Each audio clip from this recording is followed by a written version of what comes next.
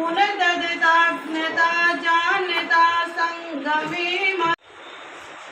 First चीज, what is education, what is awareness. तो आपसे बेटर तो कौन जान सकता है कि एजुकेशन क्या है, अवेयरनेस क्या है। एजुकेशन मतलब कि to know something about any disease और एनी कैंसर। तो awareness and to know about any disease, तो उसमें हमें कैसे किसी चीज़ के लिए अवेयर रहना है, क्या सिम्टम्स होते हैं, कैसे उसको डिटेक्ट करना है, कैसे प्रिवेंट करना है, ताकि हम उसको उस डिजीज से बच सकें। पहली चीज़ है कि आपको जब खुद सेल्फ अवेयरनेस होगी तभी हम कम्युनिटी में मैसेज स्प्रेड कर पाएंगे। First important thing is self awareness, then to spread awareness in the community. So everyone who is health conscious should be cancer conscious also. हम हेल्थ कॉन्शियस हैं, Covid के time के बाद हर कोई exercise करता है, घर पे योगा करता है, डाइट कंट्रोल करता है, तो उसके अलावा हमें कैंसर कॉन्शियस भी होना है। कैंसर कॉन्शियस कैसे होंगे? When we know about the what types of cancer are there in female mainly. Today we are talking about mainly about the female cancer and mostly breast cancer. उसके बाद जो है pubertal age में breast bud होते हैं, breast development होती है। Pregnancy lactation में फीडिंग के टाइम जो है there is development of breast glands and lobules जिनसे मिल्क प्रोडक्शन होता है। And then there is a duct connection जिनसे मिल्क जो है निपल के थ्रू हिसाब से there are some changes in the breast. Some changes are normal, like when before the start of period, before the start of 2-3 days before the period, there are normal changes in the breast. It is lumpiness, some pain, some severe also there is pain in some cases also. That is normal. So when symptoms persist after the periods are over, then we have to worry about that. And some diseases are related to age only, like हम बोलते हैं fibroadenoma, normal गांठ होती है, that are generally in the young females. Cancer generally हम बोलते हैं कि ओल्ड एज में आफ्टर 40-50 ईयर्स होता है। एक चीज तो होती है fibroadenoma. You just make you aware. Basically breast cancer से डरना नहीं है, सकते हैं हम, और कैसे उसको प्रिवेंट कर सकते हैं। Early detection is the mainly cure, mainly the part of treatment, because क्योंकि अर्ली डिटेक्शन हो जाता है तो हमारा कंप्लीट ट्रीटमेंट आज के टाइम में पॉसिबल है। ऐसे बहुत सारे कैंसर है जिनका ट्रीटमेंट नहीं हो पाता आजकल, बट ब्रेस्ट कैंसर एक ऐसा कैंसर है जिसका कंप्लीट ट्रीटमेंट है। But main condition is that it should be detected early, और अर्ली डिटेक्शन वो आप खुद ही कर सकते हैं। जब खुद अवेयर होंगे तभी डॉक्टर के पास जाएंगे कि हाँ कुछ प्रॉब्लम है, तभी दिखा पाएंगे।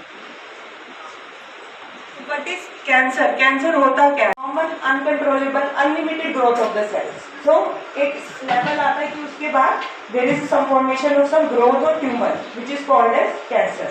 तो उसका बेसिकली कोई लिमिट नहीं है, वो ग्रो करती जाएगी कोई चीज, तो वो that causes problem to the body.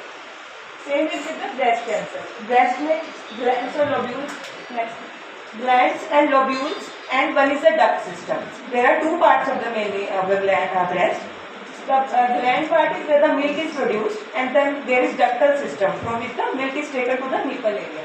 So tumor can arise from the lobules also, and then from the duct also. That is not so important. So the treatment is almost the same for both the conditions. That is for us. अच्छा ठीक है।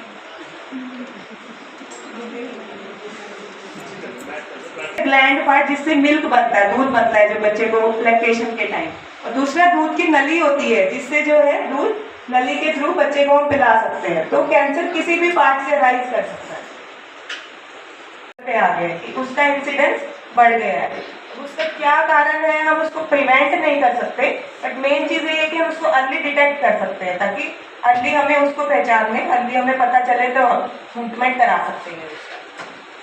तो अब ये है कि next India में ये इंसिडेंस है कि पहले 2018 में 1,62,000 न्यू केसेस थे कैंसर के, जिसमें से 80-85 हज़ार की डेथ हो गई। इंडिया में मोर्टेलिटी मतलब जो कैंसर की डेथ जो होती है वो बहुत ज़्यादा है। केसेस इतने ही डिटेक्ट होते हैं इंडिया में भी और बाहर भी, बट डेथ मतलब मोर्टेलिटी मतलब डेथ बहुत ज़्यादा है। उसका क्या कारण है? यही कारण है कि हम बहुत लेट स्टेज में पता चलता है तो ट्रीटमेंट नहीं हो पाता। रिस्क फैक्टर मतलब कि कुछ फीमेल्स करेगी उससे ज़्यादा। दूसरी चीज़ है फैमिली हिस्ट्री। कि अगर किसी की फैमिली में किसी को पहले रहा है कैंसर, जैसे दादी को, नानी को, दोनों की साइड हो सकता है, मम्मी या पापा, दोनों की साइड किसी को भी फैमिली में अगर हिस्ट्री है तो उस फीमेल को नॉर्मल से हम बोलते हैं कि ज़्यादा रिस्क है। वो जरूरी नहीं कि होगा ही, बट नॉर्मल से थोड़ा ज़्यादा रिस्क होता है। दूसरा है कि चिल्ड्रन आफ्टर 30, मतलब एज अगर बर्थ जो है लेट उम्र में, जैसे बच्चे आजकल क्या हो गए, कल्चर चेंज हो गया है, 30 की उम्र के बाद जैसे बच्चे अगर करते हैं तो उसमें रिस्क बढ़ता है, हम मानते हैं। ब्रेस्ट फीडिंग, बच्चे को दूध पिलाना प्रोटेक्टिव मानते हैं, जितना बच्चे को दूध पिलाएं वो प्रोटेक्टिव होता है ब्रेस्ट कैंसर।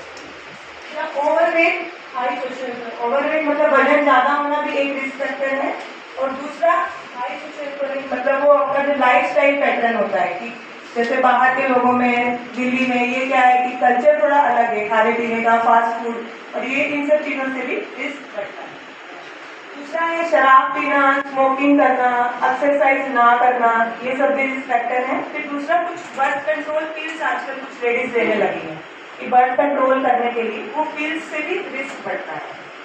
वो डॉक्टर की गाइडेंस में कितने टाइम के लिए लेनी है, कब लेनी है, वो आपके हाथ में नहीं है। अभी आप फीमेल है वो आप कंट्रोल नहीं कर सकते, आपकी एज बढ़ रही है वो आप कंट्रोल नहीं कर सकते, बट आप अपनी डाइट कंट्रोल कर सकते हो, अपना वेट कंट्रोल कर सकते हो, एक्सरसाइज कर सकते हो, स्मोकिंग, शराब पीना, ये सब अवॉइड कर सकते हो।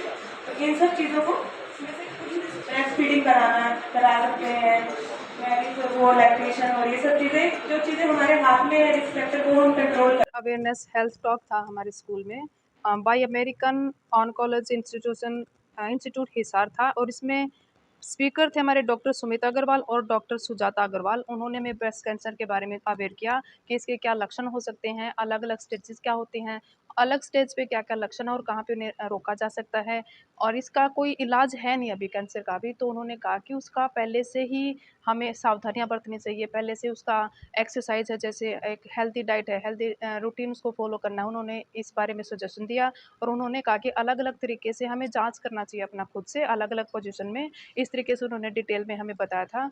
और इस बारे में पता चलने के बाद उन्होंने कहा कि टीचर्स और पुलिस दो ऐसे हमारे सोसाइटी के पार्ट्स हैं जो पूरी सोसाइटी से ऐसे कनेक्टेड कि वो देते हैं, सोसाइटी को अपना नॉलेज देते हैं। तो उन्होंने स्पेशली टीचर्स और पुलिस के दो हमारी थाना प्रभारी हैं, महिला थाना से भी दो हमारी ऑफिसर्स आई थी, एएसपी सर भी हमारे चीफ गेस्ट थे, और उनकी प्रेजेंस में डॉक्टर्स ने यही कहा था कि हमने आपको अवेयर कर दिया है। उसके साथ साथ पुलिस कॉलोनी से और भी लेडीज़ वहाँ पे आए थे इस अवेयरनेस प्रोग्राम में।